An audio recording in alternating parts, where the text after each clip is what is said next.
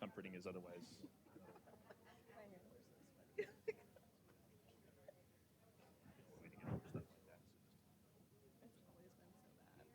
Good morning, everybody. Can you guys hear me?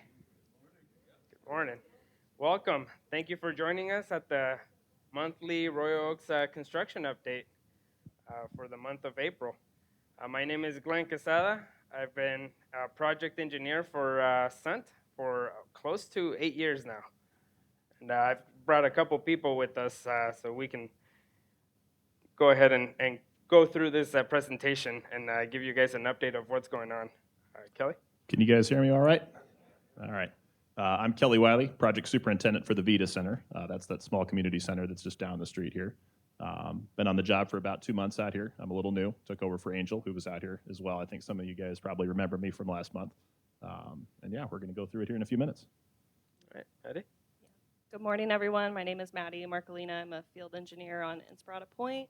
I've been here just a little bit over a year now. Ready to get started? Nice. She's our field engineer for building D and E. So you guys have any questions? She's here to answer all of those. That's why Glenn said I'm here for all the questions. So take it easy on me. We'll get started. So welcome to the April update. These pictures were taken all yesterday using the drone. The pictures and the video was taken yesterday. So if the video's a little shaky, I apologize. I tried to wait until the wind died down, but it just kept going and going and going. So there were some instances where it was a little shaky, but I apologize in advance. But yeah, this is the northwest corner of the property. This is just looking at villas have been turned over, and then building B and D, B and C, and then you can see also D, E, and GF in the background. So the little bit of the agenda for today, we're gonna go through a safety share real quick. We've got some updates on the safety front for Sundt as a company that we want to share with you guys. We're gonna go through the project, some progress photos, the status of a couple of things, and then some upcoming work as well. We're gonna show you guys the pictures of what we've been working on. We'll discuss the upcoming work with the floor with the big picture of the site, so we can point and kind of tell you guys what's going to happen, and then any questions that you guys have. And as well, during the presentation, if you guys have any questions, feel free to ask. You can raise your hands, and then we'll answer your guys' questions as we go as well. We also have a couple of videos for the Inspirata Pointe campus, and then for Vita Center as well. And we'll go through as we fly through with the drone on what's happening there. All right, we'll start with our safety share. So safety share, if you guys were here about a year ago, a little over a year ago, you guys might remember Safety Week. So Safety Week is something that started back in May of 2014, and it's basically throughout the construction industry is just a renewed focus on safety items for all construction companies. When it first started, there were 40 companies that joined kind of forces to push the agenda of safety because we were getting into injuries with a lot of the workers out there, and there was just a lack of concern for the general safety of construction workers. So these companies are joining forces to try to put an end to it. And just last year, we had 65 companies that have bought into this program to kind of push safety forward in the construction industry, which is good for everybody. So they joined this committee, the CISI, and they only had one single goal in mind, which was to inspire everybody in the industry to be leaders in safety. So they're putting kind of the emphasis on safety, not just on a safety individual, which you guys, I think, have met Jason, our safety representative, but on the individual itself. So every person is responsible for their safety and the safety of the people around them. So to create this brotherhood for people to care about safety in general. So on a yearly basis, on average, there's about 90,000 construction workers that are injured. And that can be, a sprained ankle, it can be a sprained back, a bad shoulder, it can be cuts, burns. There's a whole kind of myriad of things that can happen to a construction worker. The construction industry as a whole, unfortunately, is a pretty hazardous one. And then in 2018, unfortunately, there were about 1,000 construction workers who lost their lives at the job site. So this committee is looking to reduce those numbers as quick as possible and as much as possible with this safety week. And one of the focuses that we've had the last few years, we've noticed a trend in the industry where actually safety incidences have gone down considerably with this type of focus. Some of the stuff that Sundt does and the other GCs do. Overall incidences have gone down quite dramatically over the last 20 years. 80, 90%, something like that. But what we found in recent years is that actually the fatalities have remained somewhat stable. For the last 10 or 20 years, we're still having the same number of people killed as we did 20 years ago, even though job sites as a whole are overall very safe. So one of the things that Sundt's doing and focusing on a lot these days is on fatal types of accidents. So it's one thing to cut your hand or injure a muscle on a job site. It's not going to kill you most of the time, but what could kill you is falling off a roof, getting in a trench collapse, something like that. So those are the incidences and the things that we're really focusing on the last few years, and we'll do so going forward. Yep, that's a good point. And then the mission of this whole program is not to be the safety police, right? Because nobody likes the safety police, the guy that goes around and says, hey, you're doing things wrong, or you should be doing this, or why aren't you doing this? But it's a different approach of encouraging the construction workers to care for their safety, right? So instead of saying, hey, you're not doing it right, you're not wearing your safety glasses, we're telling them, hey, what would happen if there was a piece of metal, a piece of wood, a splinter, something that got in your eye and you lost your vision? Like, would that affect your livelihood? So we're making them responsible for their own safety and kind of encouraging them and giving them information so they can make the best decisions themselves. So Sierra Johnson, she's a project engineer for us. She's working mostly on change orders. She was running the site for a little bit. This was from last year. We had a safety week. It's always the first week of May. So this year it'll be May 1st through May 5th. And what happens is there's a few activities that kind of happen on a daily basis to encourage and show our construction workers what type of tools they have at their disposal to protect themselves. Sticky week. Do you guys remember what sticky means?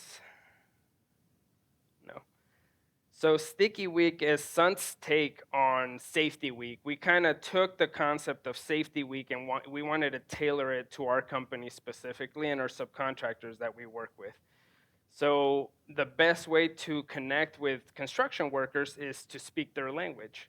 So we changed the concept of Safety Week to Sticky Week, which is an acronym that means shit that can kill you. So the idea behind it is, hey guys, there's stuff out here on the site that can really, really hurt you or kill you in some instances. So let's work together to minimize these issues and kind of get everybody home safe on a daily basis. What we find with some of these communications is if you go out in front of a group of tradesmen that are out here and they'll gather, they'll listen to you for about 5 minutes and then they doze off. They'll go on their phones or they'll start focusing on the work that they're going to be doing after you're done. Nobody really likes to get preached to. Most of these guys and girls understand, what they do, and they feel like they probably know how to do it safer than we could possibly tell them how to do it. To Glenn's point, when we speak their language and we actually show them things, we tell them you have to wear a harness if you're going to be working at heights. And they roll their eyes at you and they said, we've been doing this for 20 years. It's not gonna affect us. And then we take a dummy, we put it in a harness, and then we throw it off a building, and you watch that thing bounce, off the ground, or watch the shock absorbing lanyard actually engage. And people pay attention to that. They're like, wow, that could be me. When you actually see it and communicate in that manner, it does make more sense. it's one of those things of they don't believe it until they see it. You know, everybody thinks, oh, if I'm falling or I feel like I'm falling, I'll just grab onto something. But by the time your reaction kicks in, you've already fallen 3 feet before you even realize it. And that's what people don't understand, right? They overestimate their ability to kind of save themselves, which isn't always possible or the case. But so we've been talking to different trade partners throughout the industry for demonstrations, like Kelly mentioned, of the harness and other types of personal protective equipment, which is short. The short version is PPE. So we've been asking our trade partners to come and give presentations to our job site and all our workers, either in the mornings, afternoons, to kind of encourage them and show them the tools at their disposal. So this week or this year, we'll be talking about safety helmets, right? You have the traditional hard hat, which has been around since what, the 1800s, something ridiculous, and it's basically virtually unchanged. So there's better safety equipment for your head helmets that can be more protective for your person. Pinch points, we're going to have a glove provider be out here and show us what type of gloves, how they protect you, depending on the task that you're doing, what kind of glove you can use. Ladder safety, everybody uses a ladder on our job site. And they're one of the most dangerous things. The huge portion of injuries and deaths in the construction industry come from falls. And it's crazy. There's been instances, unfortunately, where from one step up on a ladder, a worker has fallen and hurt themselves to the point where they couldn't continue working. Fire extinguishers, we're looking to bring the fire department, the Sun City Fire Marshal out here. We're going to try to set some stuff on fire, and they're going to show us the correct way to use a fire extinguisher. So we've got several pieces of lumber that we're no longer going to use at the job site. That we've asked them, hey, can you come out, bring your firefighters out here, show us what's the correct way to use a fire extinguisher. So This might come as a surprise. The fire department really does like setting things on fire. yeah. And then working at heights. So we have a rig like Kelly described, where we have a dummy, or if we are lucky this year, a volunteer from our job site to get harnessed up and throw them off the roof. So if you guys are interested, we'll have pictures of all that stuff. And that's pretty much for safety share. It's our safety week, which is going to start the first day of May, and it's going to go until Friday the 5th. And we'll be calling it. We'll be sticking with our acronym of Sticky Week. So don't forget that one. Any questions? All right. So we'll move on to our updates. We have a couple videos. We'll go through. Unfortunately, I can't pause the video, so it'll run. I'll try to explain things as they're happening on the screen. And if I miss something, Maddie, you can help me out with it. So we're going to start with the site. So this is the south leg of the project headed west. We're going to do a quick circuit all the way around. We can see our banner land access here. We're going to leave that site fence open to be able to get material in and out of the project. Since the north side is very limited, we try to use the north side as very little as possible to not to disturb the residents that are already living in buildings B and C.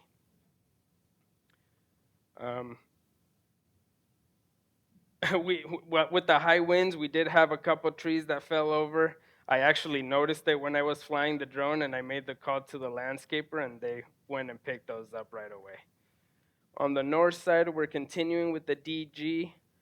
We're looking to get final grading and drainage inspection with the county this week, which is one of the big ticket items for getting C of O for phase 2. This is that east side of the project by buildings G and F, and the DG path for deliveries into the restaurant building. You guys might have noticed that we moved our construction fence from the Villas Street and the units, I believe it's unit 1015, 1035, over to just south of buildings F and G.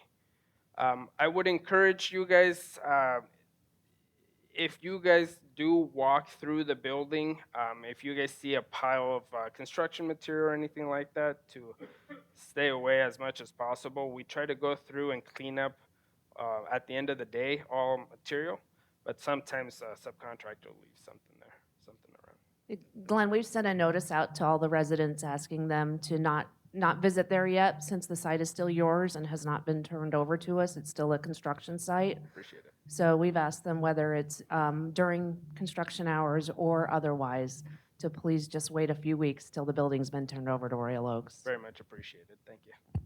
Thank you, guys. Let me see. This is building C. This is the west face heading towards the south. And we're going to make the turn into the little courtyard area here. This is the east face of building C. Right after this, I believe we start on the south side of building D, headed towards the west. Yep. So it looks a little messy right now. The reason it looks a little messy is we have drywallers that are going full bore, full steam ahead with drywalling walls. So it looks dirty, but that's because there's cuts and pieces of drywall that they have to do at every single unit, and all that material just piles up. Whenever they're doing drywall, there's a lot of trash that comes out of that building on a continuous basis. This is the north side of building D. Now we're gonna head over to the east face here.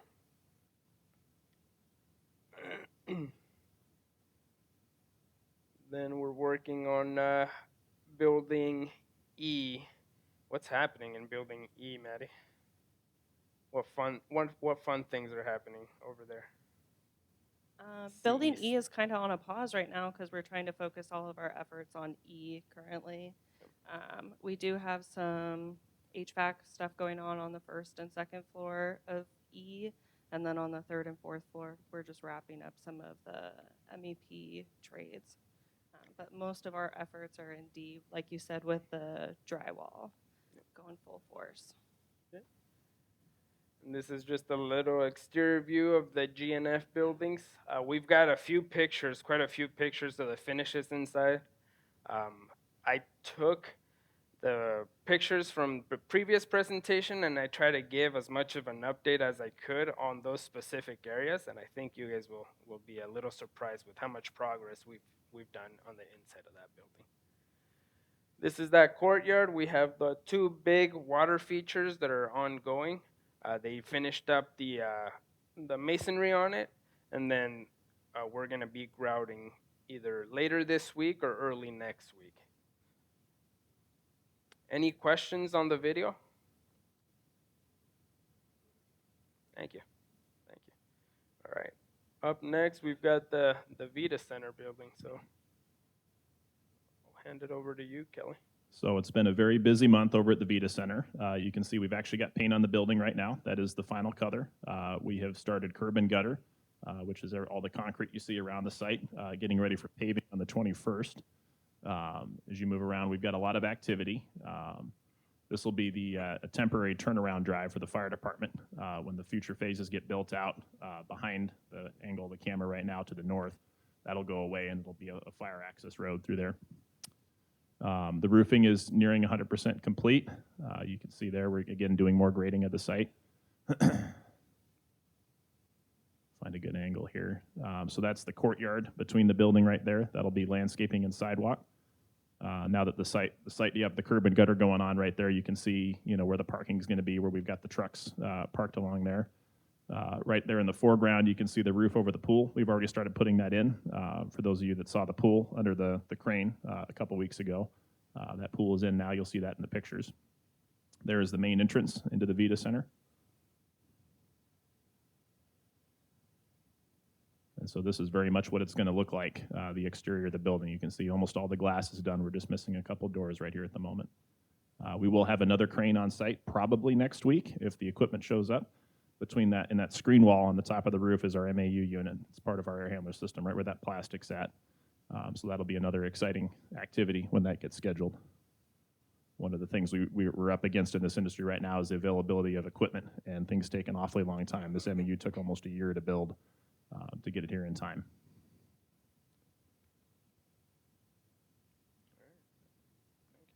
Any questions on Vita Center? Go ahead, sir.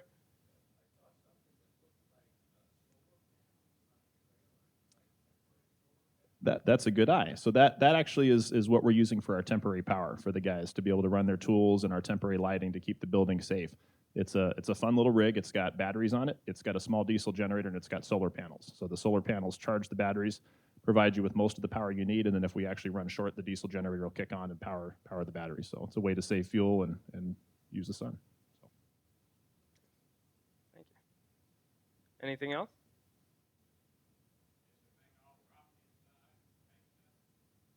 It's almost entirely rocked. We're about 99% done with drywall. You'll see that in the pictures that I think we've got coming up, and then taping is going to start next week. Any other questions? All right. Let's get to some progress photos.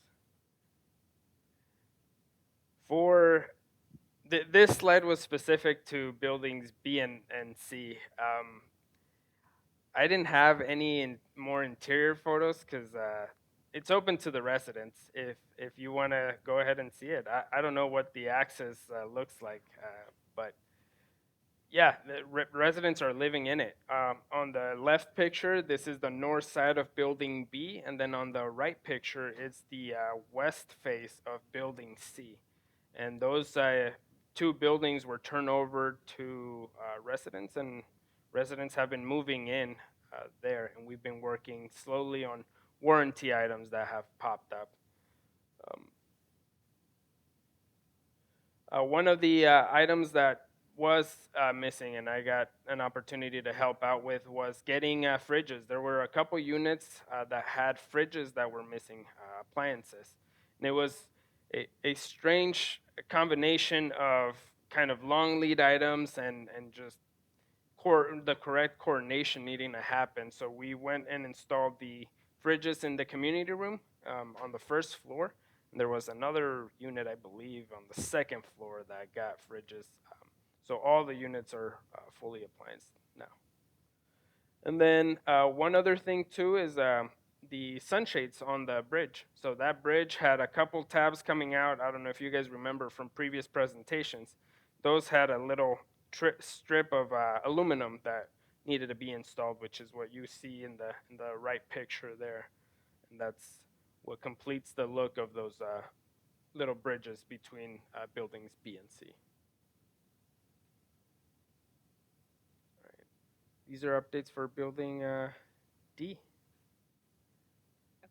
The left photo that you see is down in the garage. It's some of the framing that we're doing around the elevator. That'll get drywall on it soon. It'll all look nice and pretty. The middle photo is on the south side of building F and G. Sorry, we have like different letters, so I'm trying to like work it through in my head as I talk.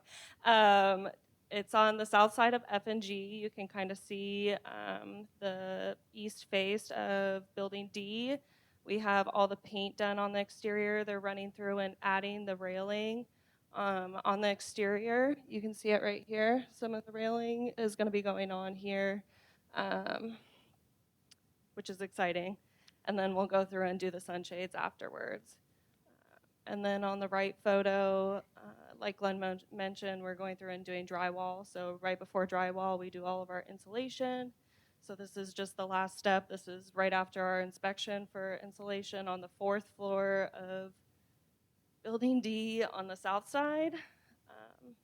So it's starting to button up really good. That south portion of building D is going to be in progress of drywall, all four floors as of the end of this week, which is a big step for us.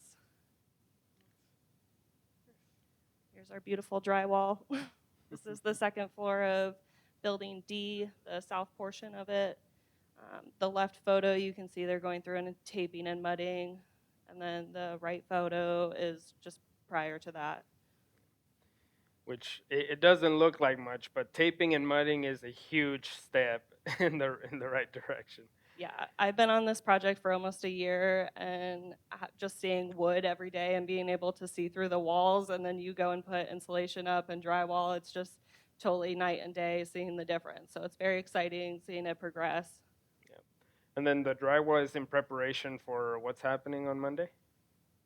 We have gypcrete scheduled for the second floor of the south portion of Building D, which is also a huge milestone and very hard to schedule for, and I'm happy that we're going to be hitting that date. So if you guys remember, for buildings B and C, we had on the first floor we had the concrete, and then on every other floor above that we have something called gypcrete, which is like a concrete product, except it's lightweight because it's all supported on the wood. So it's a lightweight product that is the substrate for any flooring and everything that goes in there. And then for getting availability for gypcrete, getting crews out here and actually product to be installed, I mean, we've been scheduled for months. Yeah, for it's like a this date. 2 month. You got to give them set dates, and you can't move it at all. If you move any of the dates, you're kind of screwed. Yep. So we have to hit them. Yep.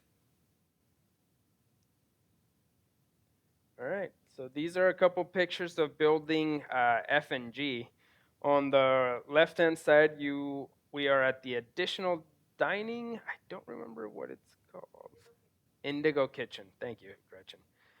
Indigo Kitchen. So it's the room with the fireplace. We have the fireplace tile all completed. And when I originally saw this, I thought our drywallers had messed up the mud job on the wall.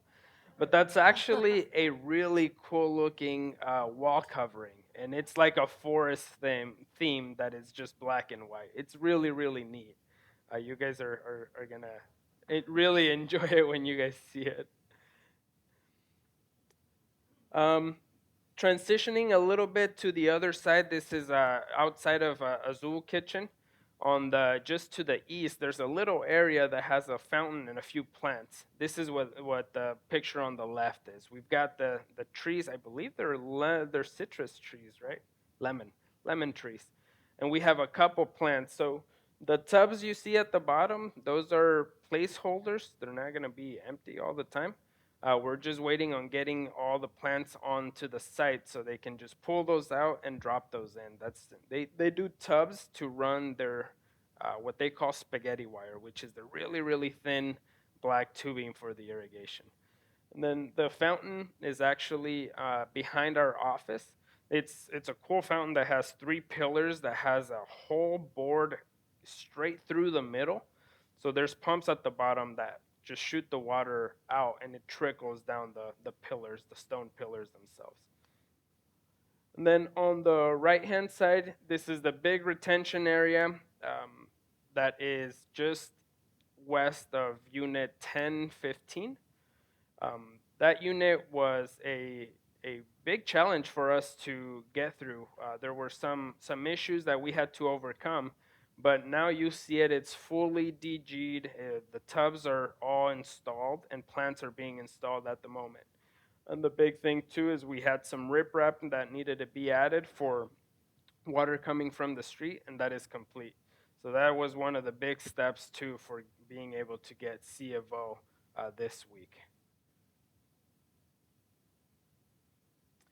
This is the separation between the Indigo Kitchen on the south side and then the bar area on the north side. These 2 walls, it's a little pathway in between, but the 2 walls on either side are actually a special type of brick. It's a see-through brick, and it's decorative, and it's cool because it's got a metal frame that is essentially just a little rail that goes on the perimeter. And then the tiles are glued or grouted together, and they're basically just holding each other up. And it's a full height wall of just see-through. So you'll be able to see through and hear anything on the other side of the bar, but it makes for a really cool separation and very, very nice architectural feature.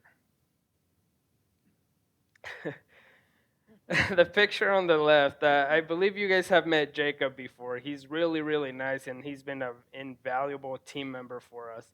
Um, he is moving on to a different project because he was the main engineer for buildings B and C. So now that he's completed those two buildings, he's been requested to go to a different project. But he didn't want to leave with that lease having a drink at the bar. So this is this is him having his drink at the bar before his goodbye. So um, we also he is also known around our office as Sexy Jacob. The picture on the right is a division, a glass division at the elevated dining, which is just north of Azul Kitchen. This you can see in the background actually the window that goes to the presentation kitchen. In front of that window, there's a table, and then in front of that, there's this divider for having two different kind of separation or areas in that dining area. This is also the barrel ceiling area, and this is the area where we're having a really cool light fixture that has, I think it's 185 connections to the ceiling that holds this thing together. It's a really neat looking light fixture. We're just waiting for the flooring to be completed in this area so we can start hanging that, which is very, very soon. I thought that was me. This is the presentation, or not the presentation kitchen. This is the chef's line kitchen at Indigo Kitchen. In this area here, you can see we have the stove line here, and then on top of that, we have what's called an Ansel system. So in case there's any grease fires or anything like that, there's a special gas in there that shoots down and shuts down all the fire there. At the same time, it opens up some fans, some big fans up on the roof that bring all the smoke out of that kitchen. So there will never be an instance where that kitchen or that building is full of smoke because of something that happened in the kitchen. And then just south of that, you can't see it in the picture. It's hidden behind the column, but the pizza oven is there. It's a really neat looking pizza oven. The picture to the right is a light fixture that's just south of that Indigo Kitchen in that dining area right there. You see, with that big window, you'll have a view of the E building and that little landscape area in between the two buildings there. And then lastly, for the site, a little bit of an update. You guys saw it on the video. We have the water features, the two large water features for phase 3 that are ongoing. So they went through, they added all the brick and all the mesa stone is a type of brick that goes around that water feature. And then we're just waiting on finalizing a date for a grout so we can fill in that concrete and then get started on the plumbing and the electrical to get those things up and running. And then on the right-hand side, a few of you, if you guys are in buildings B and C, might have heard it yesterday or Monday morning. There was some jackhammering going on. What's happening is there's a few utilities that still need to be raised up to grade from where they were left underneath the asphalt. So we had to, this is actually a manhole cover for a big storm tank that's 10 feet tall and about 100 feet wide. Long, sorry, not wide. So that's an intentional process where we leave the utilities underneath the asphalt. The reason we do that is you can get a much better product of the asphalt by going through and compacting it all in one motion, as opposed to having to try to get a smaller machine around and compact around utilities. So this is typically how we do it: place the asphalt, compact it, and then bring the utilities up after. All right. And that was the update of kind of current work for Inspirata Pointe. Do you guys have any questions for Inspirata Pointe before we move on to Vita Center?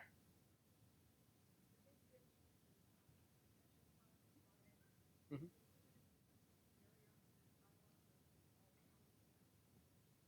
Glenn, I can take that. Yes, as a matter of fact, Darren Young, our facilities director, has already met with the Steel Metalworks Company, and they're building a railing to go around that retention area. There should be snow fence around that area that will stay and remain until we get that railing in for everyone's safety.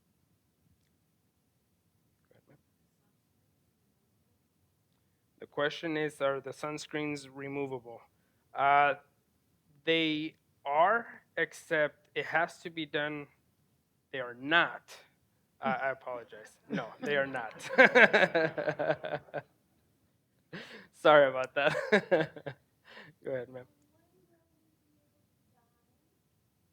Oh, the dining question, yes. Let's talk about the dining venues. So we're hoping to get certificate of occupancy from Sundt before the end of April. And then, of course, it's going to take about 3 weeks for Mark Schroeder and his dining services team to stock everything over there, to train the staff on the brand new kitchen equipment. The kitchen equipment we have over there is not identical to what they're using in our main kitchen currently. So they've got all new equipment to learn. You may have heard that about 2 weeks ago, Chef Paul Kennedy took some of our staff over 2 days, some of our kitchen staff, to another organization in the valley that, believe it or not, has an almost identical pizza oven. And they took dough that they made here and ingredients and went over there, and they actually got to make pizzas in the pizza oven to see how it works, because we aren't able to fire up our oven yet, and won't be able to do that until it's turned over to us when we get certificate of occupancy. So they've already begun training on some of the equipment, but it's going to take at least 3 weeks or so. So we hope to have Indigo Kitchen and Copper Sky open by the end of May. Thank you, Rachel. Is the parking garage open? That's the next question. The parking garage is open, and residents in B and C are currently parking in the parking garage. We do have a small section that's closed off, fenced in with temporary fencing and black cloth for equipment and material for the D&E buildings. But yeah, there's a big portion of that parking garage that's open to residents.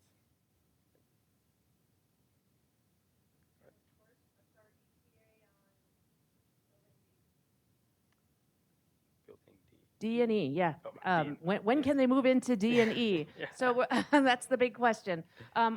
This fall is what we're estimating, so you won't have to move in 120-degree weather. And I know many residents are happy about that, not having to move in July. But we're looking at fall, August, September, that time frame.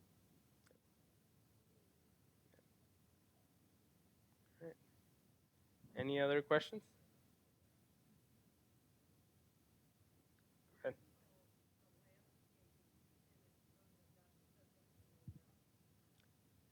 The question was, when will the landscaping be finished so there isn't as much dust in the air? And the question, or the answer is, on phase 2, the idea is to have it completed and have DG'd, which is a stabilizing agent, the rock is, by the end of this week for phase 2, which includes buildings B, C, and then G and F.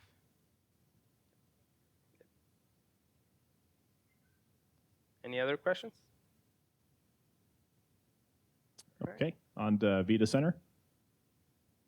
So there's a couple elevations. You can get a good look at how the building's going to look. Again, the white and the copper color there are final colors.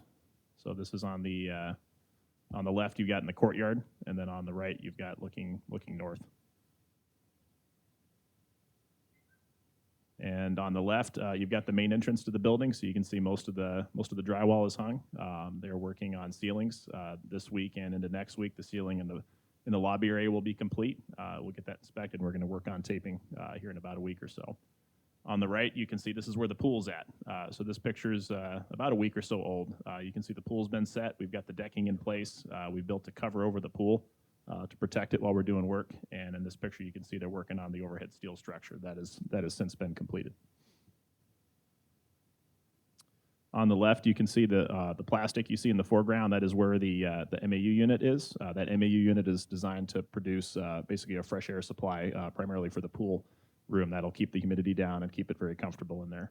That unit we're, again, expecting sometime next week, and we'll put it up on the building with a crane.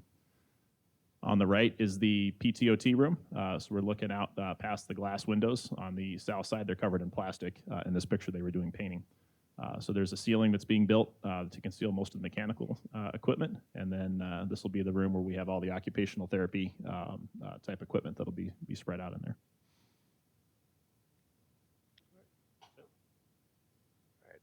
Project upcoming work. Thank you, Kelly.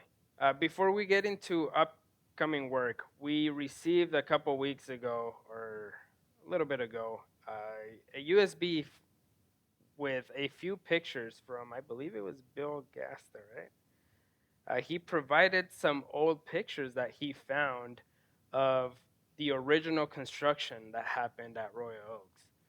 And I thought it was pretty neat, so I took some of the pictures that he provided to us from, I actually don't know what year it was, but kind of compare them to construction that is happening now in modern time. So a couple of these photos, I believe this is Friendship House and the original canopy that was built that you can still park underneath nowadays. And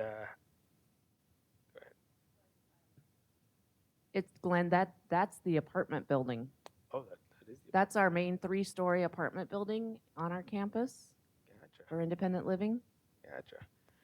But the closest thing that we have to a carport is our canopy, our arcade area that's just outside of building G and F. So I figured it was a nice little comparison to see what's built out there and what we're going to be building and turning over to you guys here shortly.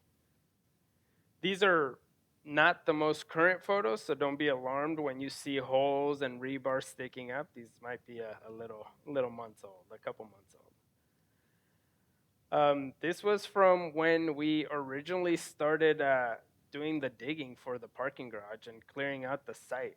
We had our trade partner Blunt come out here with big equipment, and I was looking for the picture of Kendra and you on the piece of equipment, and I just couldn't find it.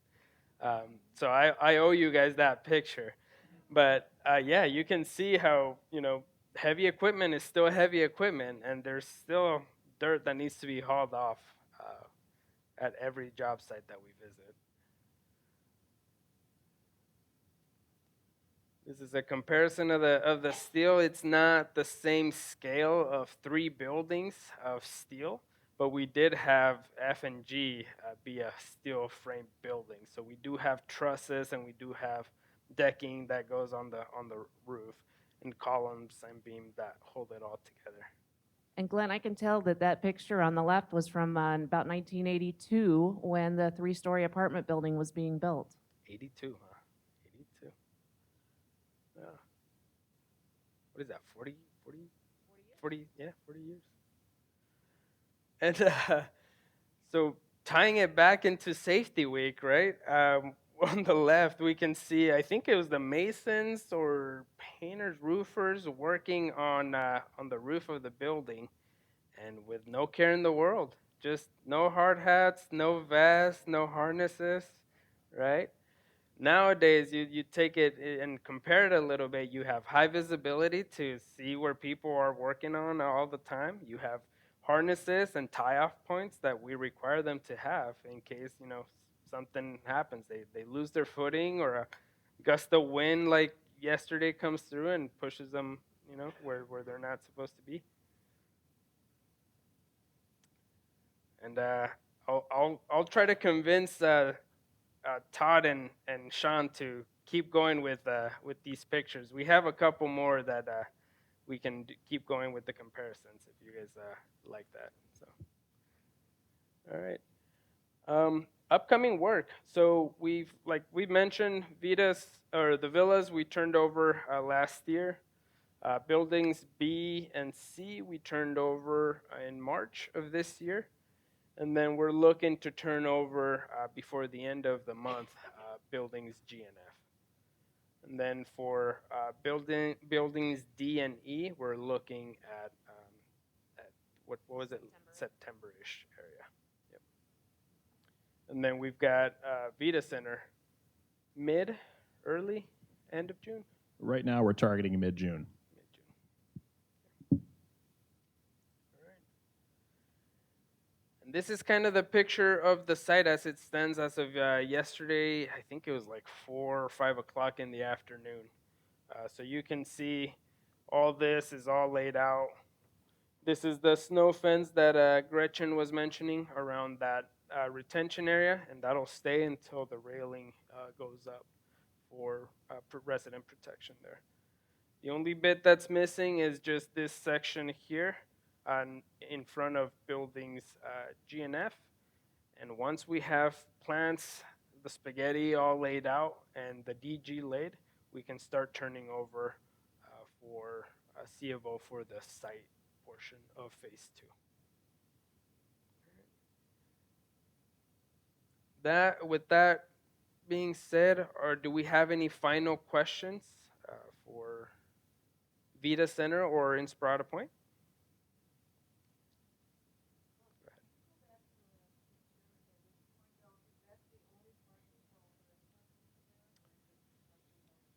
So the question is this the only parking for the restaurant? This is actually golf cart parking.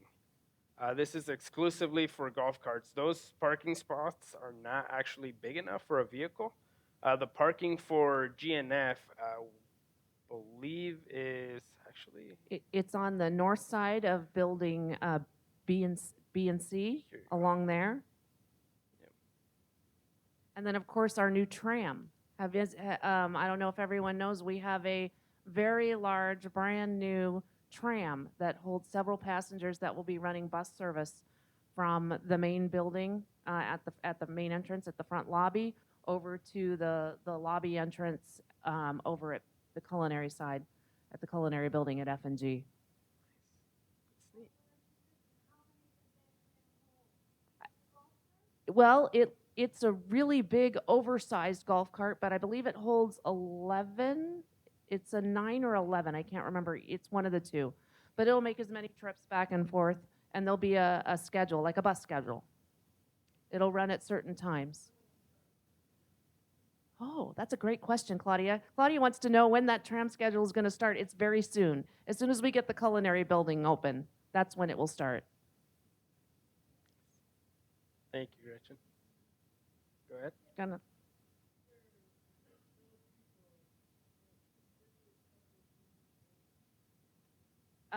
So the question is the tram able to hold residents who have walkers? And there is space on the tram for walkers, yes.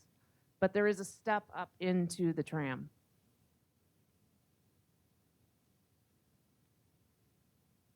Ma'am? The tram can be enclosed, but like a golf cart, there's like a fabric plastic cover that we can put on it if there's inclement weather, but it is not air conditioned.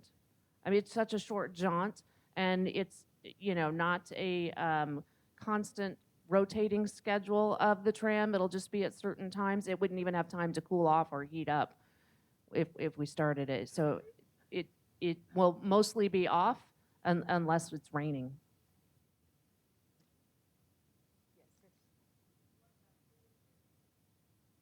So anyone with a wheelchair, we do have another golf cart available on campus that does have wheelchair access.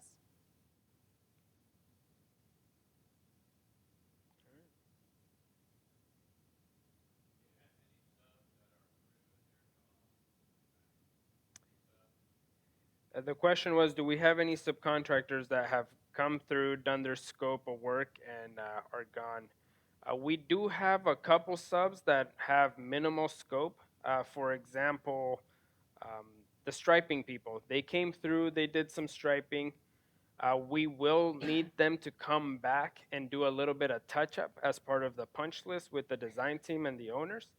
But we have, I want to say, at this moment, no one has fully left the site or has kind of been done, because most subcontractors are involved in not just one phase, but multiple faces and multiple buildings.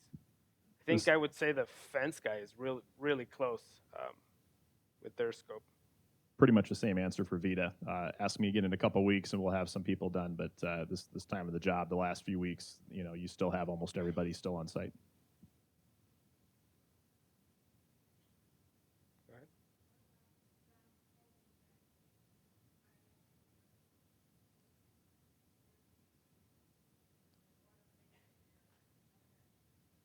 Yeah, so the question was the south cul-de-sac, what's the timeline for the landscaping?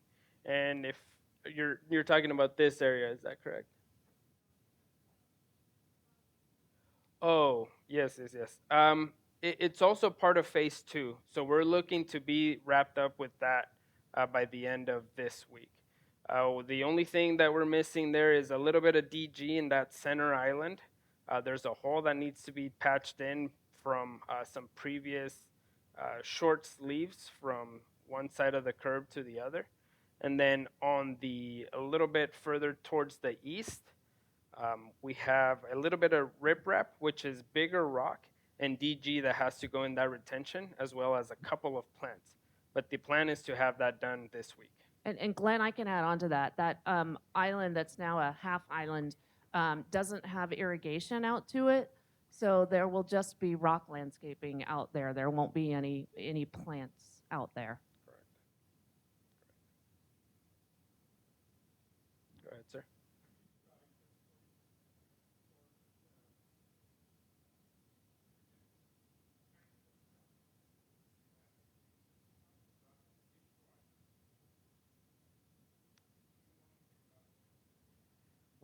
We have a sorry. The question was there's been some issues with some dishwasher in some of the units.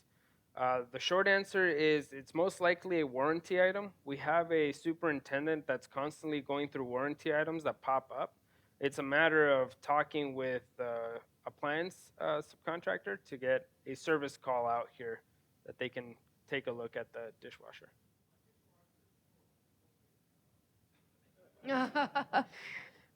We will get on it. I'll remind Oswaldo once.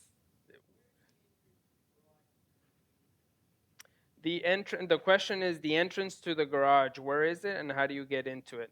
So at that south cul-de-sac, the ramp to the garage is just south of buildings G and F, and that ramp is open to all residents.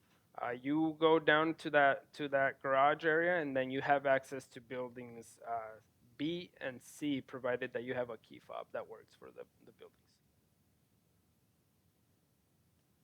Sorry about that. Go ahead.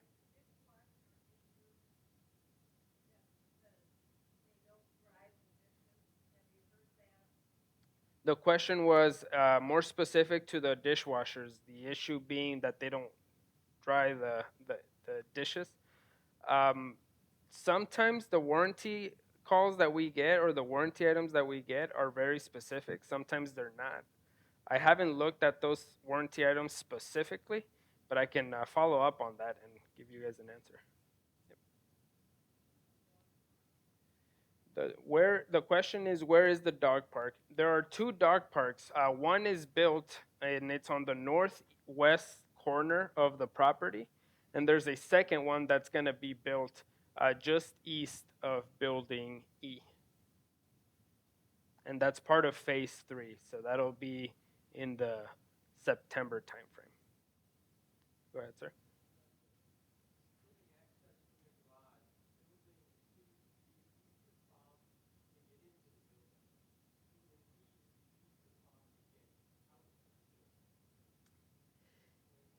Yes. The question is what's happening with the access to the buildings from the garage to building B specifically.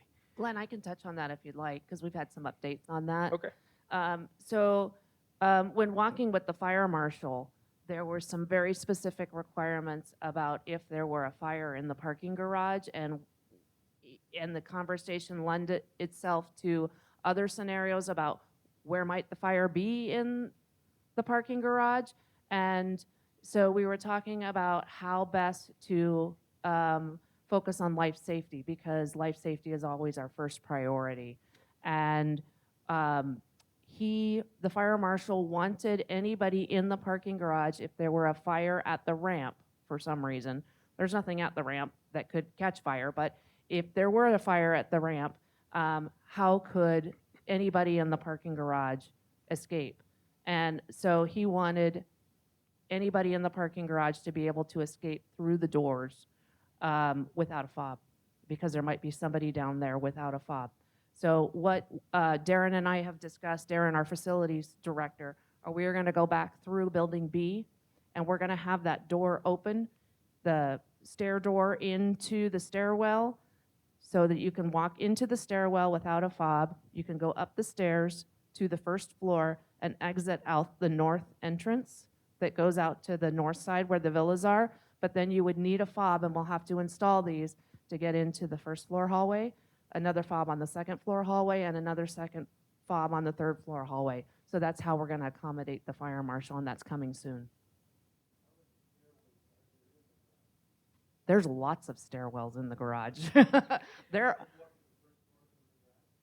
Yes. How many stairwells are there, Glenn? There are 1, 2 that are accessible to residents, and a third one for staff members. Right now, but then there are more coming with building D and E. Yeah. Oh, that's yes. There is 4 total.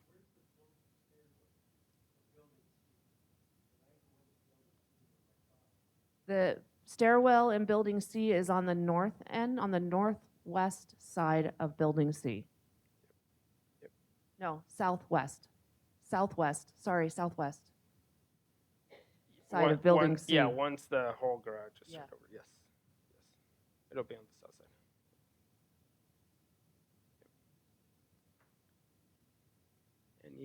Go ahead.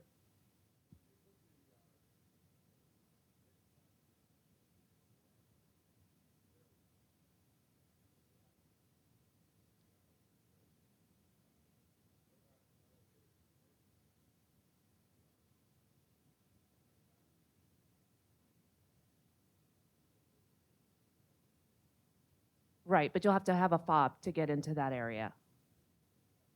Correct. Yes, sir.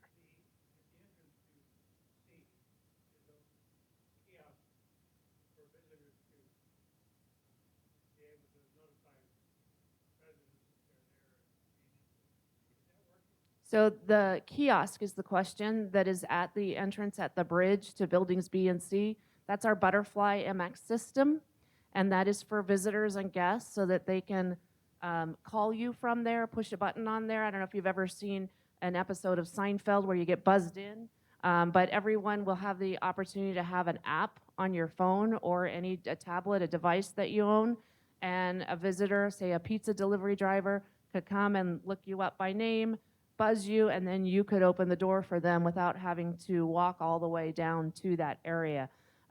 Training is occurring with our facilities team in just a few weeks on that, and once the training has occurred, then we will implement the system within a week or 2 after that. So it's coming shortly. Thank you, Gretchen. All right. Any other questions?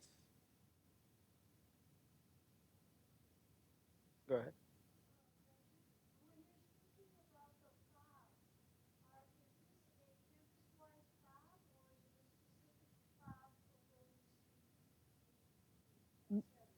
No, all of the question is when I'm speaking about the fob, she wants to know if there's a separate fob for all of the buildings. No, the same fob that every resident uses to open their door is the same fob that they open to come into the auditorium where we're at here, and the same fob that's used to get into buildings B and C. Yes, and also in the dining rooms. Everybody only needs one fob. One fob to rule them all, huh? All right. Are there any other questions? All right. Well, thank you guys for joining us. I appreciate it.